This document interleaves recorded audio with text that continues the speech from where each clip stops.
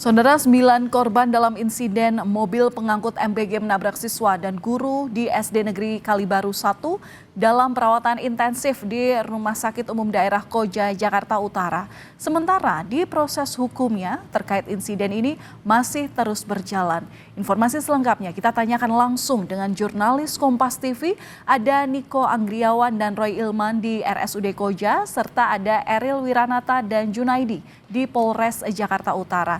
Kita ke Niko terlebih dahulu di Rumah Sakit Umum Daerah Koja, Saudara. Niko, selamat malam. Bagaimana kondisi terhadap 9 korban yang kini dirawat di RSUD Koja?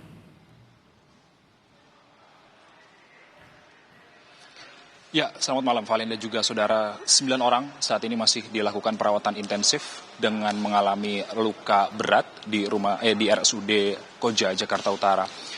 Kalau misalnya melihat rincian, ini ada 8 orang siswa dan juga 1 orang guru. Dan semuanya ini masih dalam perawatan dan juga observasi dari dokter untuk bisa menyembuhkan cedera berat yang dialami oleh ke-9 korban.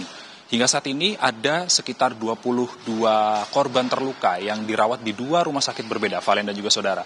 Di antaranya ini ada 3 orang yang saat ini masih dirawat jalan di Rumah Sakit Umum Daerah Cilincing, lalu kemudian ada 9 di RSUD Koja, Jakarta Utara, tempat saya melaporkan saat ini.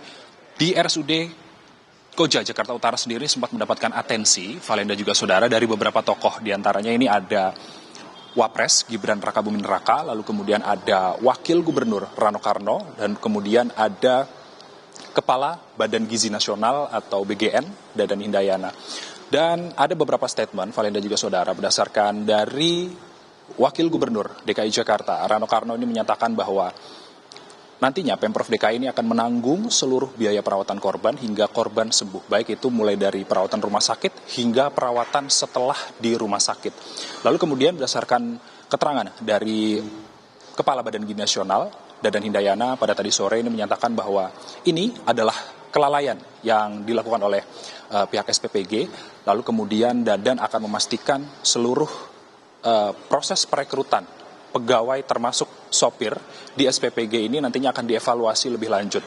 Dan juga meminta setiap kepala SPPG di seluruh daerah untuk nantinya melakukan pemutusan secara cermat untuk mengganti personil yang mengantar makan bergizi gratis. Untuk sementara demikian, di Koja sendiri, di RSUD Koja sendiri, Valen dan juga saudara, ada posko pelayanan terpadu untuk nantinya bisa mengomunikasikan kondisi korban kepada keluarga dari pihak rumah sakit.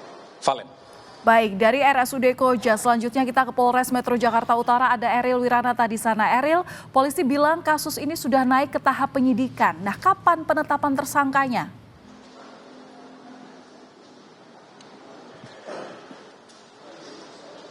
Terkait dengan mobil MBG yang menabrak siswa dan guru, ini sudah naik dalam tahap penyidikan yang dimana memang sudah dilakukan rangkaian pemeriksaan.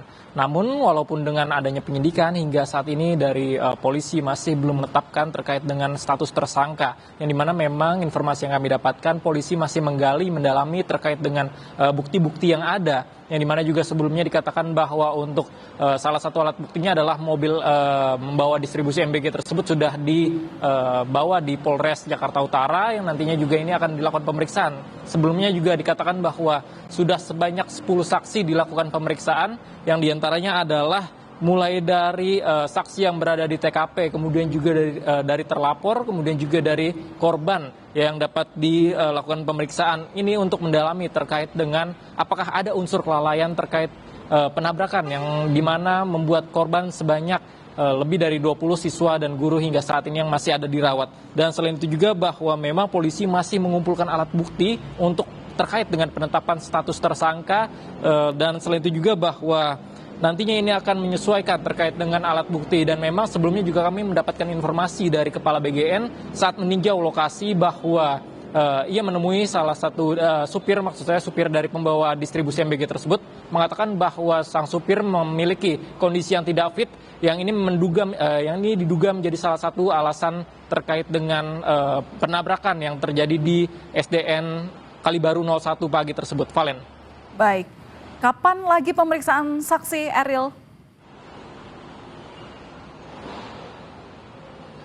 Ya, Valen, dari polisi mengatakan bahwa hingga saat ini masih melakukan pendalaman, Valen, yang dimana memang ini akan terus dilakukan hingga esok hari, tentu saja untuk melakukan penggalian informasi terkait dari saksi-saksi, kemudian juga untuk menetapkan tersangka. Dan tentu, Valen, kita akan tunggu terkait dengan hasil pemeriksaan ini, yang dimana masih melakukan pengumpulan bukti dan untuk penetapan tersangka. Valen. Baik, melaporkan langsung dari Polres Jakarta Utara, jurnalis Kompas TV Ariel Wiranata, dan sebelumnya ada Niko Anggriawan langsung dari Rumah Sakit Umum Daerah Koja. Terima kasih, kawan-kawan.